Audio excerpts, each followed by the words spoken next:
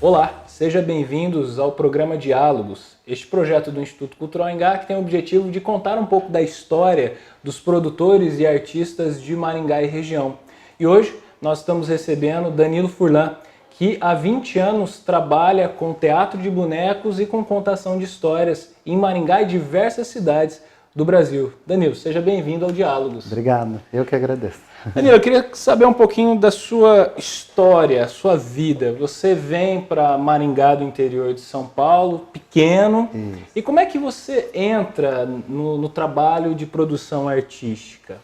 Olha, eu acho que eu sou fascinado pelo teatro de bonecos desde pequenininho, que a minha mãe conta que com 4 anos de idade eu pegava o saquinho de pão, desenhava e fazia. É uma imagem que eu não lembro, mas eu fazia. Eu lembro que já lá com 7, 8 anos eu construía bonecos de caixa, de tudo que eu pudesse inventar. E eu já fazia um teatrinho do muro da minha casa para o vizinho, para brincar com o vizinho.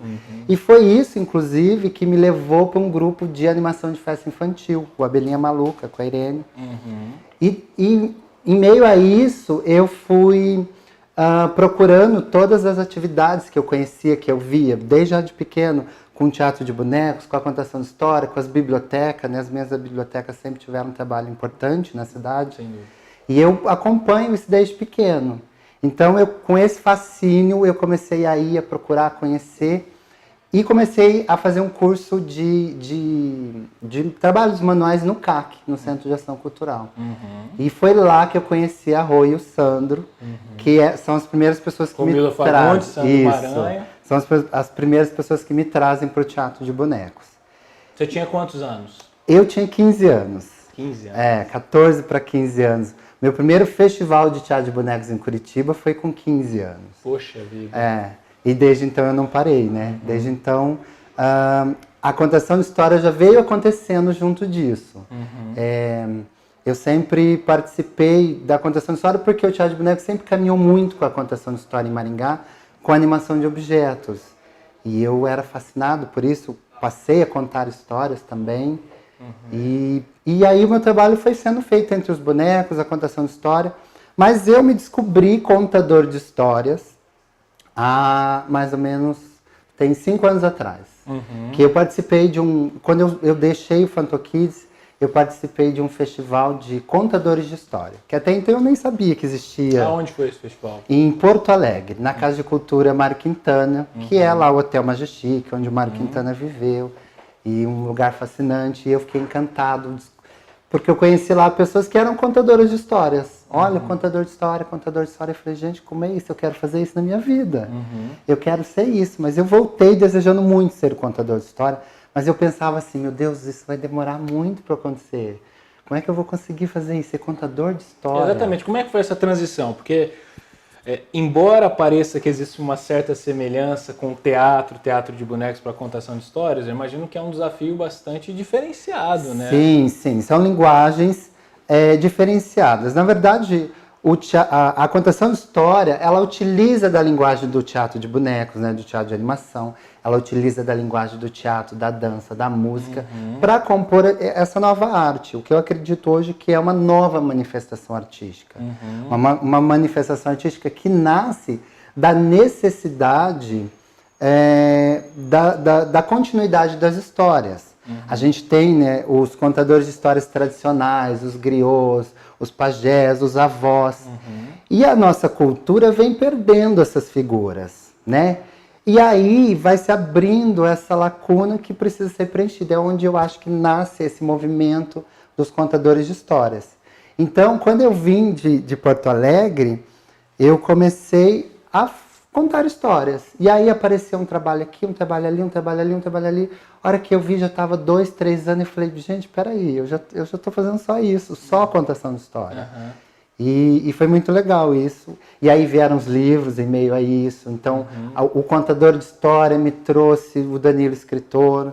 E as coisas foram acontecendo. Você trabalha, lógico, como contador de histórias, muito em parceria com as bibliotecas, que é o que você já citou.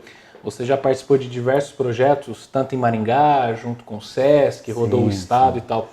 Como é que é essa receptividade do público nas bibliotecas quando tem a presença de um contador de histórias? É sempre muito bacana e muito positivo, né?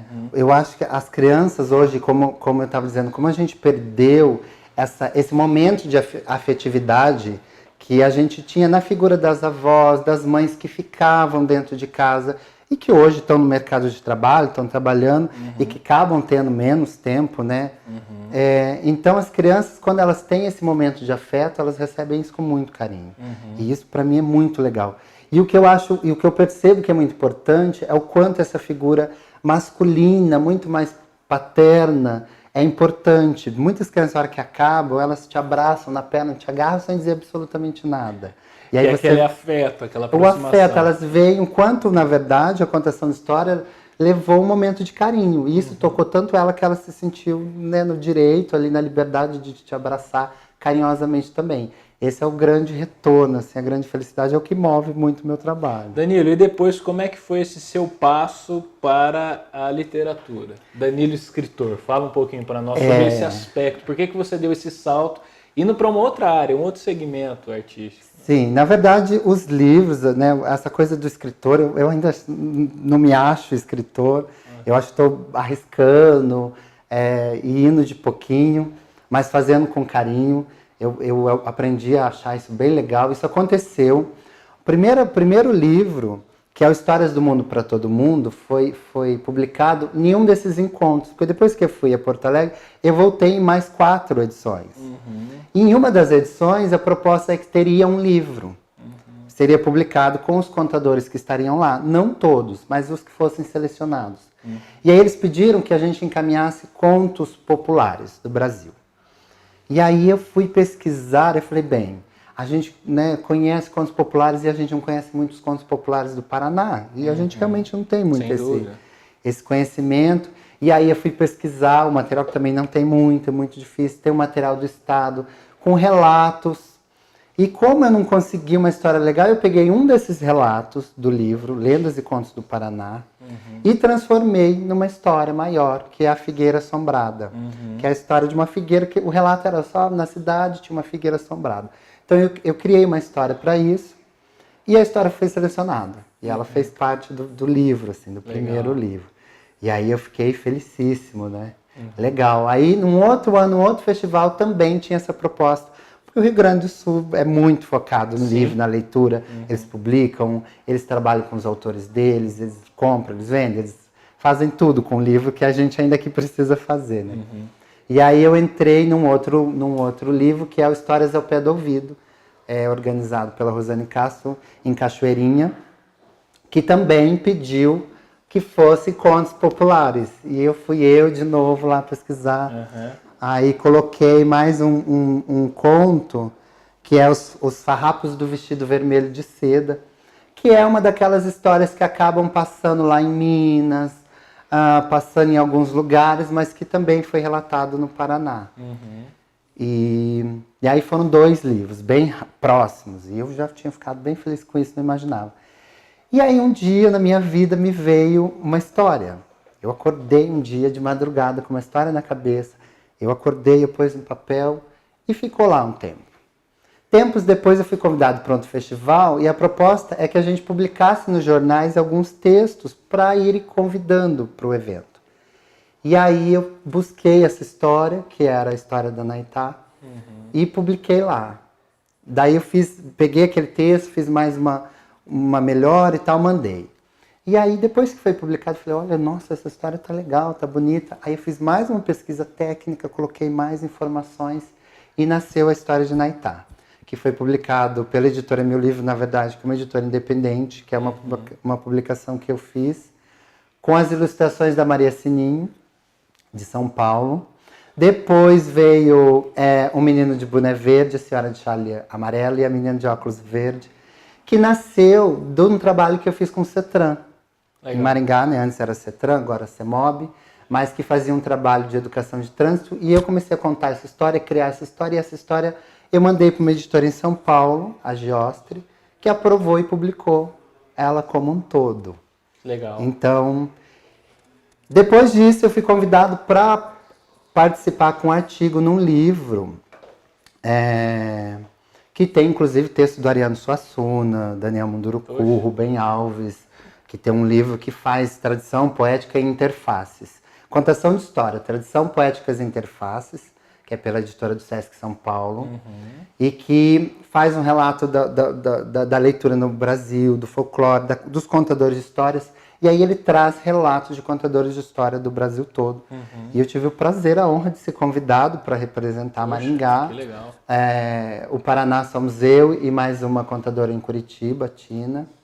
Então somos 2 do Paraná no livro, representando sobre a contação de história aqui. Então eu fiquei muito feliz com isso. Estar num livro junto com a Ariano Suassuna, poxa, é de uma honra gigante, né? Eu fiquei bem feliz e foi bem legal. Quando que foi lançado? Esse foi lançado no ano passado também. Mas é aquela coisa, eu como alguém que escreveu um artigo, eu fui lá, eu ganhei um livro. Aquela coisa, nem consegui trazer muito. Como é um livro que tem muitos autores, é um livro até com preço, né, mais alto um pouquinho.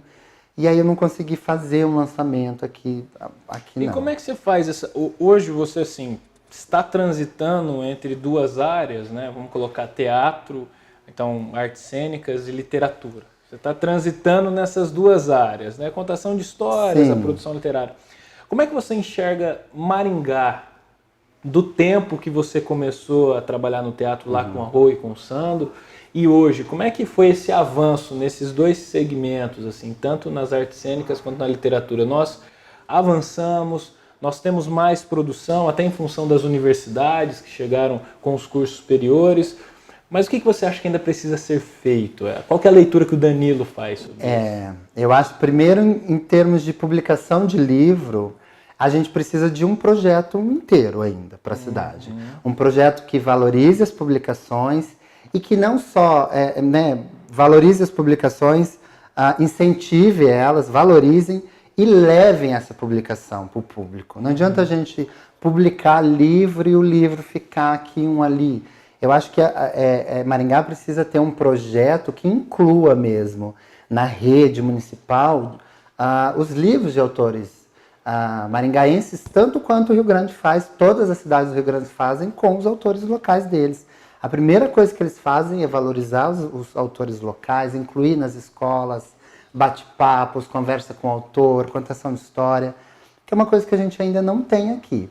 As bibliotecas já fazem um trabalho incrível desde sempre, eu venho desse trabalho e acho que elas continuam sobretudo as bibliotecas nos bairros. Nos bairros, sim. Maringá, eu sempre digo que a gente tem a honra, né, a felicidade de ter 5 bibliotecas. E em muitos lugares, até cidades maiores, recebem isso com muito espanto. Nossa, 5, sempre digo 5. Uma central e mais 4 no bairro. Hoje acho que já são 6 com a de Guatemi. Colocando o Céu das Artes. Céu das Artes, então já são 6. A gente já tem, né, e parece que um projeto futuro para mais uma. Então, nós já temos uma força do local, do livro, né? Ele está lá, ele tem acesso. A gente precisa agora dinamizar isso. Dinamizar que os autores estejam na biblioteca, dinamizar que os autores consigam publicar, porque publicar independente é muito difícil. Sim. A Academia de Letras de Maringá faz um trabalho legal de incentivo, de reuniões. Eu participei de algumas reuniões, mas ainda não faço parte dela. Ainda não me acho tão preparado para estar lá. Mais para frente um pouquinho pretendo. Mas você fala uma questão que eu achei interessante, quer dizer, o trabalho de continuidade. Nós temos a FLIM, que é a Festa Literária de Maringá, já há alguns anos.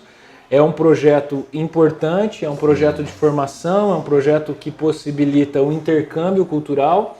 Você acha que esse projeto pode ser aprimorado como? A FLIM hoje? Eu acho que a FLIM ela pode já trazer essa valorização dos autores, né? A gente ainda percebe que vem muito de fora, o que não é ruim, mas que a participação de quem está dentro às vezes fica pouco ou fica mais à margem. A Academia de Letras participou ativamente, mas eu acho que ela pode ser elevada ao mesmo nível de autores que vêm renomados e vêm de fora até mesmo, porque nós temos autores renomados aqui, trovadores com premiadíssimos, autores premiados. Então, eu acho que pode valorizar mais o escritor local, valorizar mais esse poder de publicação. E eu digo que o meu primeiro livro independente, que foi a História de Naitá, ele também nasceu graças a Flim. Eu corri atrás porque eu tinha um espaço de grande visibilidade para colocá-lo. E foi aí que eu realmente decidi, não vou fazer. Então é legal.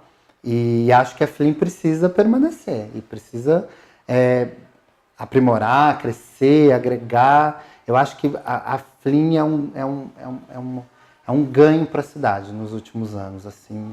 Danilo, você já trabalhou em diversos projetos por meio de edital de incentivo, de fomento, contratações diretas e tal. Como é que você faz a leitura atual da política cultural da cidade de Maringá? Estamos vivendo um bom momento, a gente está num período de transição, o que você espera? Sobretudo para as áreas que você atua agora. Todo período transitório a gente, né, não tem como avaliar muito. E é lógico que eu, como artista maringaense, eu acredito, sempre que a gente troca de uma gestão para outra gestão, que a gente tem, né, um secretário para outro secretário, a gente está sempre acreditando que esse que vem faça um bom trabalho. Então eu acredito que, né, toda a equipe de prefeitura que está entrando agora, que ela faça um bom trabalho. Eu acredito nisso, espero isso, confio nisso.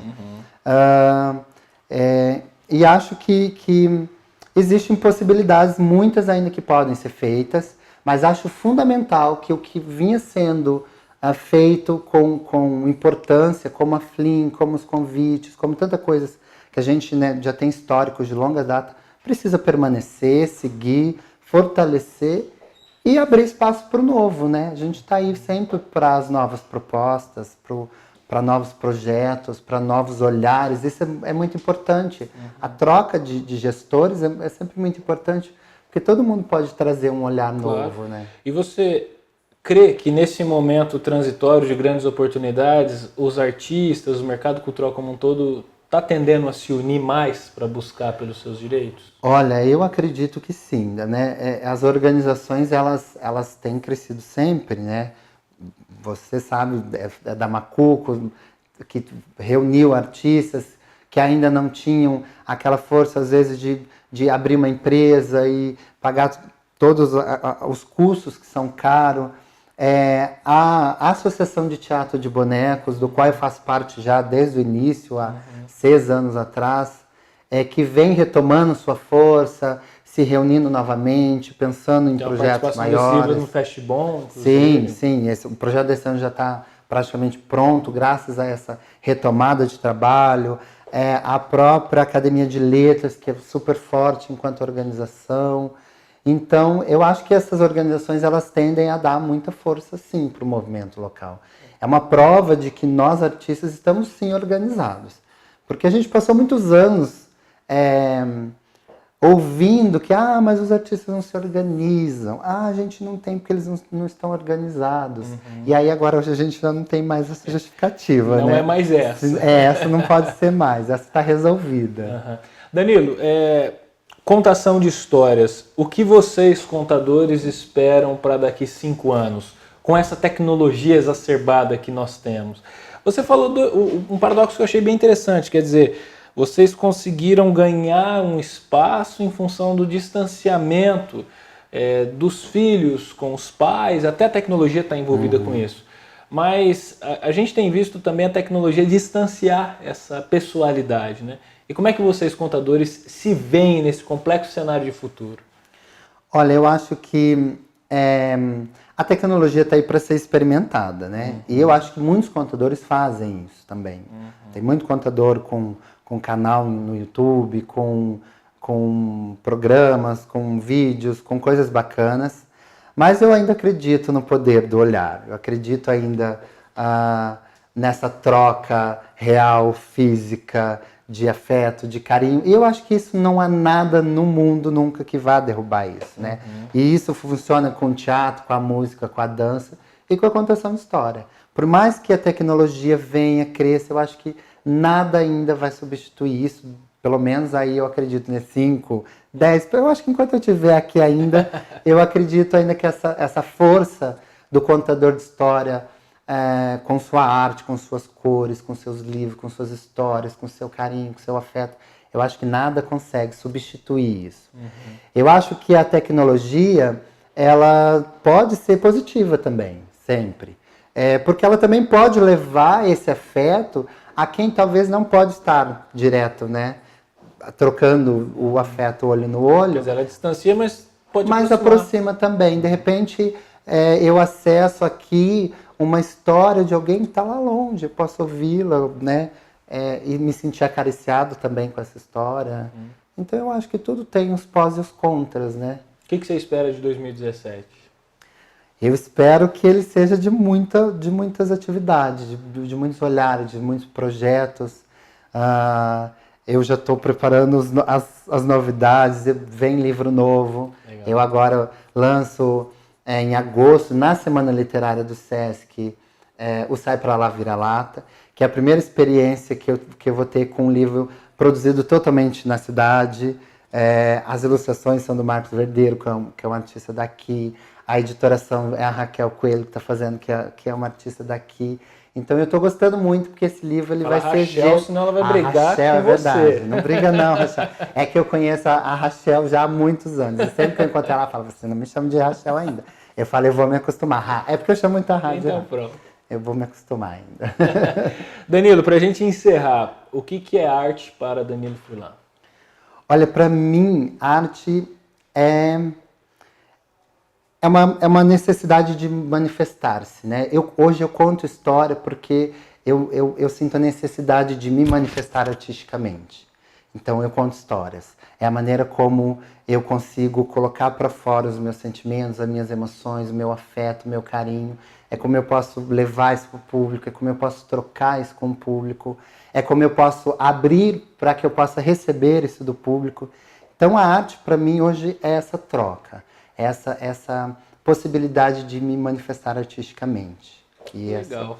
Danilo, muito obrigado pelo papo. Foi muito bacana. É sempre muito rápido, porque ele é dinâmico, mas a ideia é que a gente, com o passar do tempo, volte a trazê-lo para você falar sobre outros projetos.